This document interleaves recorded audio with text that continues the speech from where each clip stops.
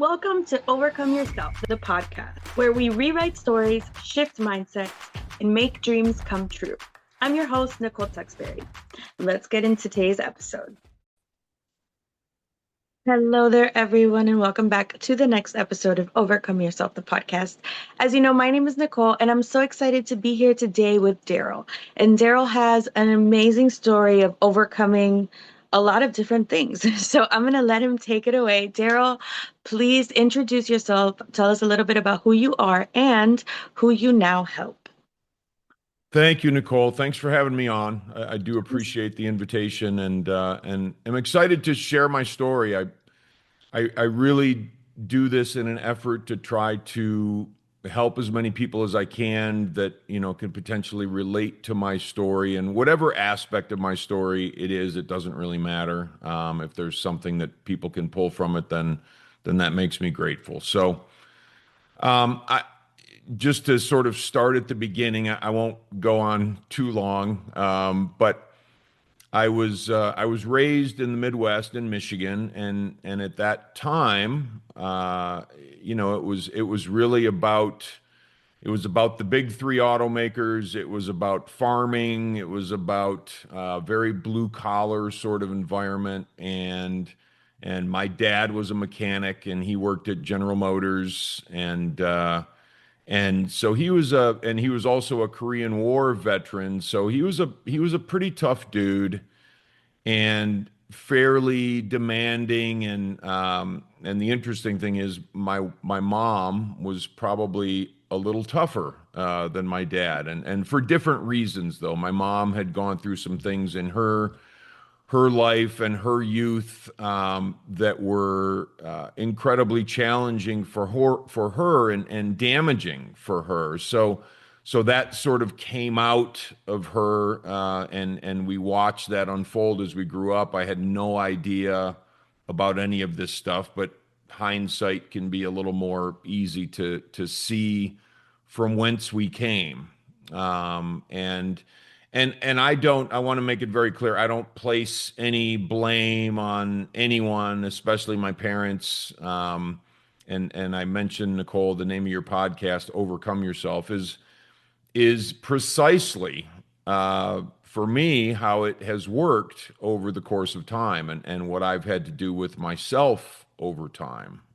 So I just want to put that out there. There's no blame, there's no anything like that. So our stories are our stories, whatever they are. And I got involved in drinking and drugs at, I think, an age that's fairly, normal for a lot of kids, 13-ish. And what may not be normal is just the progression of how I embraced that life and that lifestyle, and it became for me something that I started doing because I thought it was fun, and it was in many cases, and I kept doing it, and it kept progressing, and at some point it became not fun. At some point it became what my life was completely centered around. It was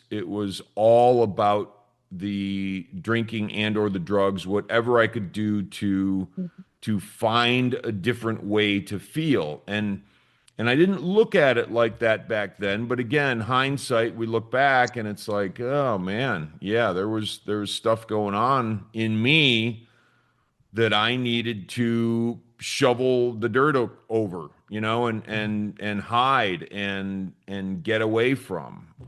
So I got involved in a lifestyle of lying and cheating and stealing and just not being a good human being, which was very far away from how I was raised. The other part of my childhood was, I was raised Lutheran. I was raised in a Lutheran household. It was, the whole Protestant work ethic thing, and that was very meaningful. It was church every Sunday, unless I could pretend I was sick and get out of it, like that sort of stuff. That was kind of how it went, And so I was living a life that was uh, really the opposite of what I was raised to be, and how I was raised to be. And as I kept doing that, I kept getting worse, and I kept having to do more of the drinking and the drugs and more of the lying and cheating and stealing to try to cover my tracks. And it was ripping me apart on the inside because I knew I wasn't what I was raised to be, and I knew I was not a good human being anymore, at least how we measure that on this planet. And and I was trying to hide. I was trying to hide because I knew it was not right. Yeah, I knew it was wrong, and not wrong in the overall sense of the world, but just wrong for me. It wasn't right for me, and so uh, I was 18 years old. I was getting toward the end of my 18th year, somewhere in the fall, early winter of sounds like a long time ago because it was 1984. And my parents did basically what amounted to an intervention. And they said, "Look, you're either going to talk to this drug counselor or you're out. We're done, and you're out of basically our lives." And so they left it up to me, and it was a really, really frightening moment for me because I had been found out. And I had been found out many times, but it was sort of the culmination of all of the fears of being found out, and what's everybody going to think, and how bad is it going to be, and that all sort of caved in on me at that moment. And they said, if you're going to go, meet us, at this place at this time, and we'll go talk to this. You're going to go talk to this drug counselor, and I said, all right, I'll let you know. And I ended up going, and I don't know exactly why I ended up going, because my life was about denial, and my life was about lying, and I think there was a small part of me that wanted to see if there was a different way to be. And and so I went to talk to the drug counselor, and I was planning on lying. I was planning on just BSing him like I did everybody else. And the moment I walked in, he's like, "You cannot BS me. You cannot lie to me. I'm gonna know, and I'm gonna kick you out, and you're gonna be in the same spot you were." And he intimidated me. I was 18, and so I was like, "Yeah, what's going on? This guy knows me." And but he was a recovering guy himself, so he gets it. He got it. He understood, and how full of crap we can be. And so anyway, because I was intimidated, I was as honest with him as I could be at that moment in my life. And that was at the end, I remember saying, this is really the only real sort of recollection I have, other than I knew I was going to try to be honest after he scared the heck out of me. And I said, "What do you think, doc?" And he said, "You need to go to drug and alcohol treatment, inpatient." And so, long story short, they wanted to put me in a 60-day program. It was all filled up with, the Gen Xers of my generation, and so I ended up going into a 30-day treatment program in the Detroit area, and I guess to sort of put a cap on this end of it, treatment was very difficult. Treatment was they demanded things of me that I did not want to give them, from, as terms of trying to be honest and admitting the things that I'd done, and sort of throwing my emotions out of myself into their laps. And what are you guys going to do with all this? It was a vulnerability exercise. And but they probably got enough of the demons out of me to where I sort of wanted to see what else was out there in my life. Let me just say this one more thing, Nicole, about that part of the story is before I went into drug and alcohol treatment, and this was December 31st of 1984, between when I talked to the drug counselor and when I actually went into treatment. And I bought a bunch of dope before I went into treatment. So I was not planning on necessarily being sober. I was like, all right, let me see what happens when I get out. And so December 31st of 1984, I'm at a New Year's Eve party. I'm probably around, I don't know, somewhere between 100 and 200 people. It was a bunch of people. And a lot of people who were friends of mine and people who I knew and et cetera, et cetera. And I was the most lonely, most just ripped to shreds that I'd ever been in my life. And I was that evening, the thought occurred to me, might suicide. I thought about suicide. I thought about, do I want to be on this planet anymore? And that was I believe that was the moment where I sort of bounced and started to think about, could something be different? And it probably wasn't anything to do with a conscious thought. It was probably just inside me somewhere. Is there something that I could do to change? And anyway, so I went into treatment. I did the 30 days. It was difficult. It sucked. I didn't enjoy it. But I got two things out of it. One, I got hope that I could have a different life. And two, I got introduced to the 12 steps, which really helped me have a roadmap for living that I don't believe I would have otherwise been introduced to. And that allowed me to, over time, overcome myself and show up for myself and show up for my life. So I'll stop it there. If you have any thoughts or questions, Nicole, Um, I'm just absorbing it all. That's such a powerful story. And that moment of, am I gonna die or am I gonna live? I had just had a miscarriage, and I remember having kind of to face a similar situation. And I remember thinking, well, you know what? If I'm gonna live, I'm not gonna drag myself through this shit.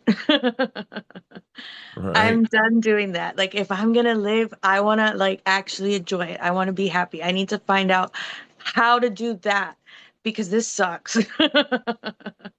Life can't be all about sex, drugs, and rock and roll. Like, those things are great in their time, but not 24 hours a day, 7 days a week. Like that, it's exhausting, like you said. It's fun, and then little by little, you're like, it's like the never-ending party. You're like, I can't take this anymore. Right. You can't, right? And what you said about facing, you have to face yourself. And that part is really, really, really hard. And so I do want to commend you for, you know, facing yourself, for doing the work. And also, like, super, like, powerful is that you are able to talk about that and you're able to share that, because that's very real and it's very vulnerable. And so I just want to commend you for being brave enough to share that story because people need to hear it. Thank you, Nicole. I appreciate that. I'm honored, honestly, to be able to share it because somebody said to me not too long ago, they said, if I have a story and I'm not sharing it, I'm doing a disservice to people that I could potentially help. Yes, yes, yes. And I 100% believe that. Now, I'm curious about something because when we were talking earlier, when we were getting to know each other for this, you mentioned the fight doesn't stop until you stop fighting. Is Mm. that the quote? Did I say that correctly? Can you tell me a little bit more about what that means and how it applies to everything that happened? Because you named your books after that and everything, I think you said, right? I did. Yeah, I did. And it comes with a story, and it's one of my favorite stories. I think we get, for me, I've probably had five instances in my life out of what, millions of instances, where five that I remember and that have really impacted me. And this is probably number one or two, but I had a mentor when I got involved in the 12 steps, and that was it was crucial for me. They call it a sponsor in the 12 steps, and that was crucial for me to learn how to live because I was by the time I went into treatment I was 19, but I was a young, I was a kid. I was really just a kid. I didn't think I was a kid. I thought I was a tough guy until I got my ass handed to me in treatment and everything else. But right, which is, it is what it is. But anyway, so I go into treatment. I come out. I start trying to tackle life. I grab a sponsor. I'm like, all right, I'm gonna do this thing. But I'm still fighting life. I'm still fighting myself. I'm fighting other people. I'm fighting healing. I'm fighting being vulnerable. Everything about life and the way I grew up, it was like, look, work through the pain, no gain. You're not hurt if there's not a bone sticking out or you're bleeding out or, whatever. That was just how I grew up. And so my mentor, my sponsor, his name was Bud, and one of the most incredible people I ever knew. He took me aside one day as I was, talking about all my problems and all the things I'm fighting in my life, and he said, "Daryl, when you stop fighting, the fighting stops." And I was like, "Oh, so I'm not fighting, it's not the world, it's not everything outside of me, it's not, who can I blame? Who can I say, oh, they did this, so I did that?" It's none of that. It's I'm fighting what's going on in here. And that's the fight that needs to stop and at least wane over the course of time and over the course of me showing up for myself and showing up for my life in a way that I'm giving myself my best so that I can give the rest of the world the best me. Yeah. And I think that's really where that comes from. And it was a wonderful story for my life. And I appreciate you bringing that up, Nicole. Oh yeah, of course. I mean, I think it fits so well to your story and, the transformation from that kid who was begrudgingly going to get help, to being the force that you are now, just getting in front of people and sharing this story. I think it's humongous. I think it's magnificent. And I think it's just such an important point, right? Because yeah, you're the one that's fighting everything. That's why everything feels like a fight. And you mentioned something that I talk about in my book, which is learning about overflow, right? What's in us is what comes out of us. So if we're like miserable and we're always criticizing ourselves, when somebody talks to us or gets us, especially, in those snappy moments, that's what spills out, right? Mm. And as you've healed, as you've, done the work, as you've done this transformation and you talk in front of people and you continue healing, that overflow now is different. You don't have the same reactions. You don't have to feel that fight anymore because, your inner dude is not like, who's coming at me now, right? And so I think what you mentioned is learning to live again because we get into, especially when we're in those worlds of, drugs and doing all these things to numb ourselves, to distract ourselves. Um, uh, there's like so many thoughts coming at me right now, but Mm. the anyway, all right. Let me gather my thoughts and I'll come back to you. But what I wanted to ask you, what I was all gearing towards was talk to me about the role that gratitude played in this journey.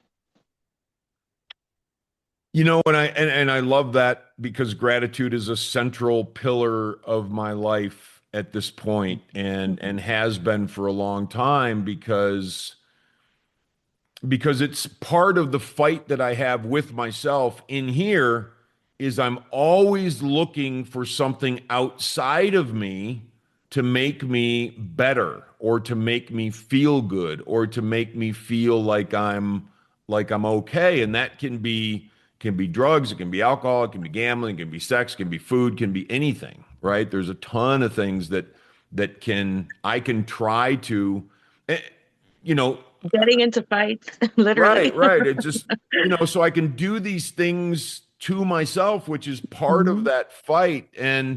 But that's not where contentment comes from, and that's not where fulfillment comes from.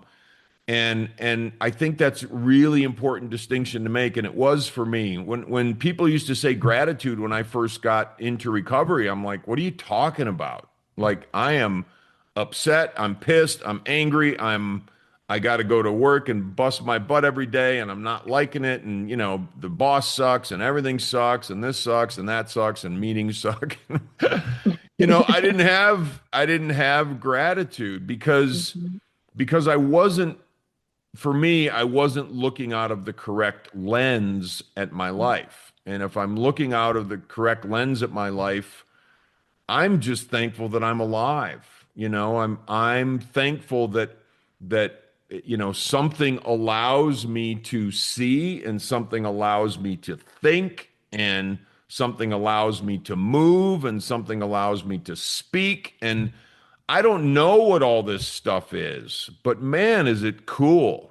Isn't it cool to be able to have a life, number one, but then now I have a wonderful wife, and I've got a family, and there's just it's been a long time since I have not been grateful for what I'm surrounded with, and and what is in here, which I don't take credit for. I'm grateful for. I did the work. I overcame my bullshit, and I'm still working on it every single day because I love it and I love the work. But that's what it takes to be grateful. I have to overcome me, and I have to overcome my Mhm. fights. Yeah. Yeah, and every day, you're right, every day is learning to be grateful. Like we were just talking about learning to live again, the realizing, really understanding it's the little things we do every day, and those things add up. And so, when you're drinking like a bottle of wine every night, that shit adds up too. Or Right. whether you're practicing your gratitude every night, that adds up. And so it just depends. It just depends on a lot. Like you were mentioning, like prior to that, like it was never enough. Like there's this never ending hunger. And that's like the perspective of lack. Because it's never enough. It's never enough anymore, anymore, anymore. And being able to switch to that perspective of abundance, because there's actually no such thing as lack. I read that once. You have an abundance of lack, but you don't have a lack of abundance. And Mm. so you still had an abundance of something. It's just not what we wanted. And that switch, it's not easy. You can testify to that you have to choose it. It's a journey, to go in and face yourself and to be able to own up to the things that we did when we weren't at our best selves, and apologizing for that, even to ourselves, and being able to move forward. I think that's such a beautiful thing. Um, so I'm proud of you. That's Thank you. exciting. You're very welcome. And you've done such amazing things, like you're an author. So can you talk to us a little bit about how we can stay in touch with you, and like where else can we hear your amazing talks? Sure. And thank you for that, Nicole. I'm the best place to find me is my website, and that Sure. is daryldittmer.com, which is DarylDittmer.com. And my books are, the first one is called When I Stop Fighting, and the second one is called When You Stop Fighting. And they're both based around my story, but one is geared more toward sort of how I came up, and some of the tragic and funny and sad and all the stories that go along with that, and the lessons that I've learned along the way, which I think is really the crucial part of that book. And then the second book is about overcoming yourself. It's about showing up. It's about how am I going to approach myself, and how am I going to approach my life? And it talks about some of the reasons why maybe we lean toward doing the more convenient, easier stuff than doing the less convenient, more difficult stuff that actually allows us to continue to move forward and grow. So that's what both of my books are about. I'm in the process currently I'm talking to a firm about helping me become more of a formal mentor. I don't like the coach thing for some reason. It just brings up something for me. But mentor, I want to be a mentor for people. I want to help people, and I'm learning how to do that. So my message, although it's going to be the same because it's my story, how that's presented over my website and that sort of thing will change over the next few months. So Nice. Yeah, and our brands evolve with us, right? As we grow and we develop new ways of helping people. So that's awesome. So congrats. thank you. Um, yes, of course. And thank you for sharing all those links. As you guys know, will be available down in the show notes.